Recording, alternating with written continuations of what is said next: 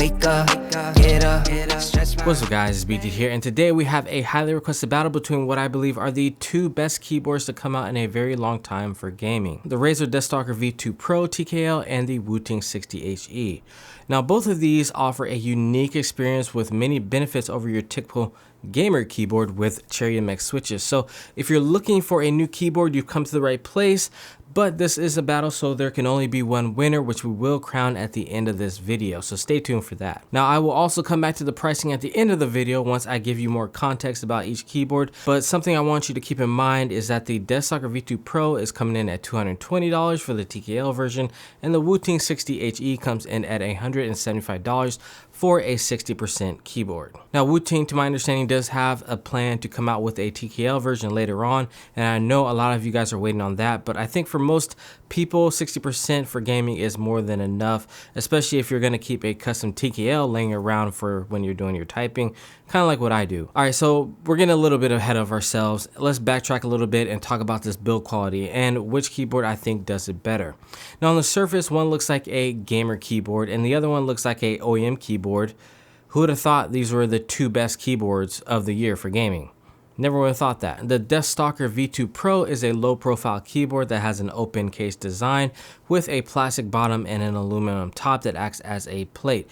Because you can see the plate, it looks more premium than the Wooting's closed plastic design with an aluminum plate inside where you can't even see it. Aesthetically, the Deathstalker looks better than the Wooting 60HE in my opinion, even with that little strap on the side. But the Wooting 60HE has the added benefit of being able to take the guts out of it, the PCB, the plate, and put it into another keyboard case to make it look more like a custom keyboard. So there's more flexibility with the Wooting 60HE, and since the keycaps on the Deathstalker are low profile, your options for putting your own keycaps on it are very low.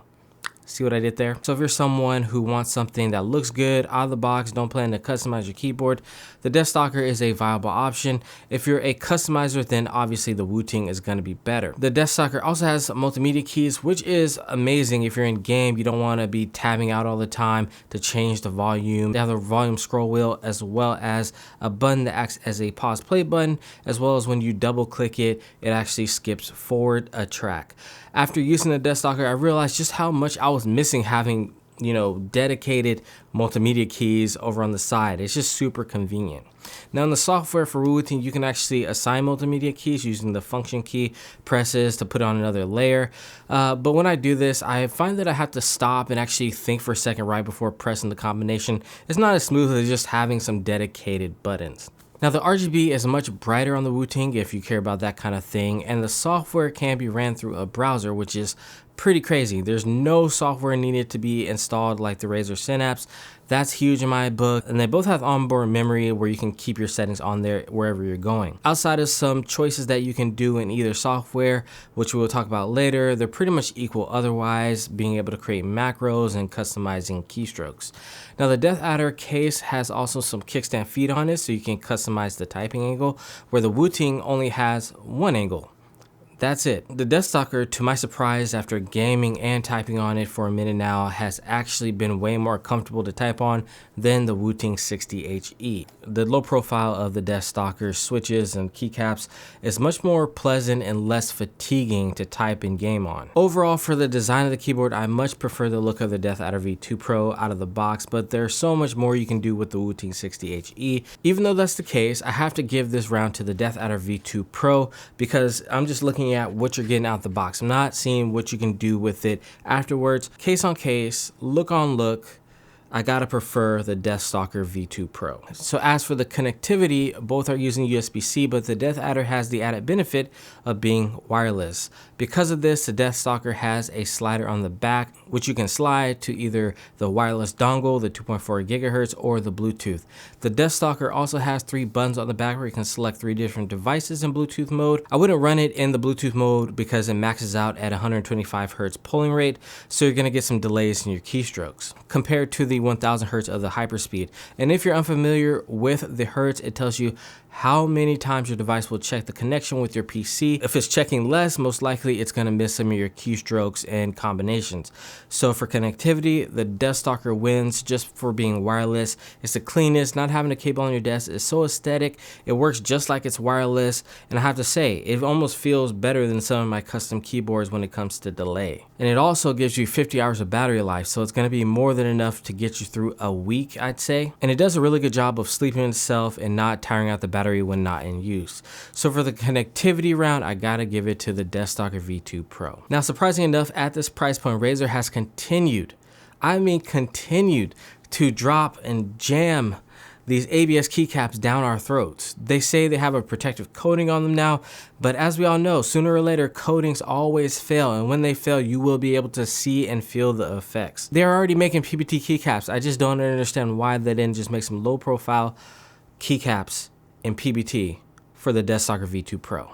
It's silly. Now, these keycaps felt good when I first got the keyboard, but once I started using the Deathstalker more, they became slippery during gaming and I have to continuously wipe my hands.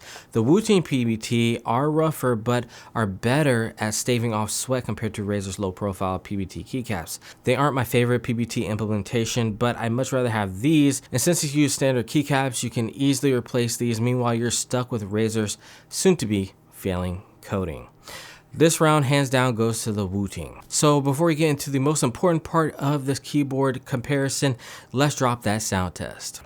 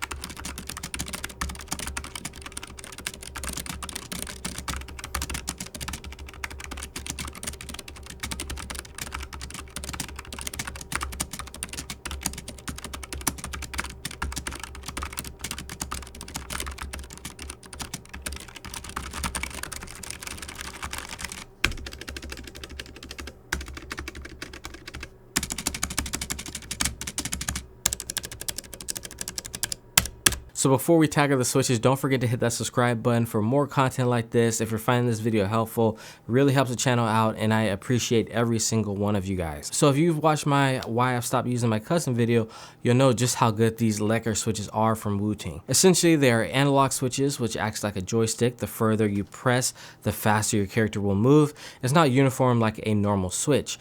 I know most people won't use this, especially in first-person shooters, but it can be beneficial for single-player games. But for us first-person shooter players, this opens up a whole new world. It uses a Hall effect sensor, which uses a magnet on the bottom of the switch to tell how far along you are on the switch. Now, since it can detect this, you can also adjust the actuation point to anywhere on the switch, meaning you can go as high as 0.1 millimeter high, meaning your keystrokes will register faster than that of the Deathstalkers, giving you a competitive advantage.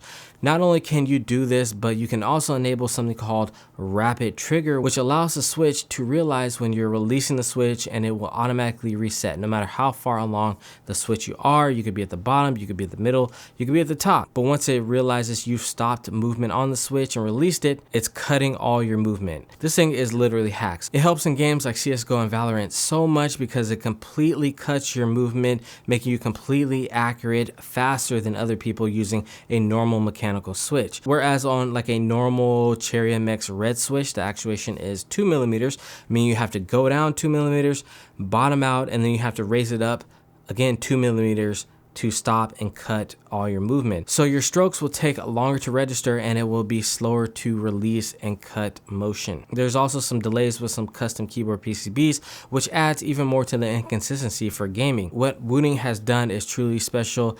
This is one of the best, if not the best product of 2022. Now, Razer has tried to rectify this problem with their own low profile optical switch. Deathstalker only has a travel distance of 2.8 millimeters, which is 1.2 millimeters shorter than a normal switch, but also has a higher actuation point of 1.2 millimeters, which means that once you bottom out, you still have to come up by 1.6 millimeters to hit the original actuation point to cut all movement.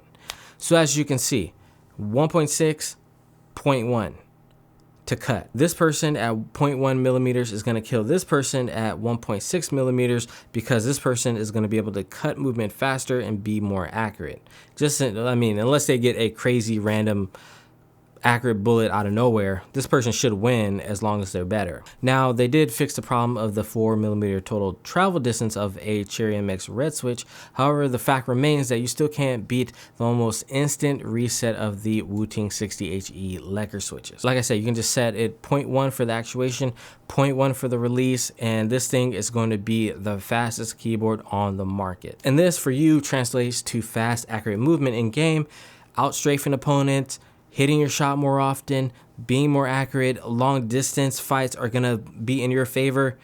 The list goes on and on and on. Now, Razer does offer a purple switch as well if you're into tactile, and Wooting does not right now, so there's that. And while both have a 45 gram force of silicone dampening in, the Razer switches makes it feel smoother and a bit slower than the Wooting Lecker switches. And I actually much prefer these new low profile switches to Razer's original optical switches that they had on the Razer Huntsman. Don't get me wrong, guys, this is a great keyboard, okay? These switches are great.